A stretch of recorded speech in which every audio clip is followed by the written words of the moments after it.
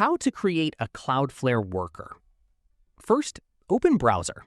Then search the official Cloudflare dashboard and sign into your account if you have not signed in yet.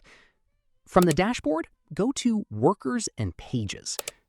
Now click Create Application. Cloudflare provides several options, including ready-made templates and creating a new worker. Select Create Worker. Then enter a name for your worker. Click Deploy to create your worker. Cloudflare will automatically deploy it and provide a workers.dev URL that you can use to access it. Once it's deployed, open your worker from the Workers and Pages dashboard and select Edit Code if you want to customize the worker. You can then modify the JavaScript code, save your changes, and deploy the updated version. If you prefer using the command line, Cloudflare also provides Wrangler, its official CLI.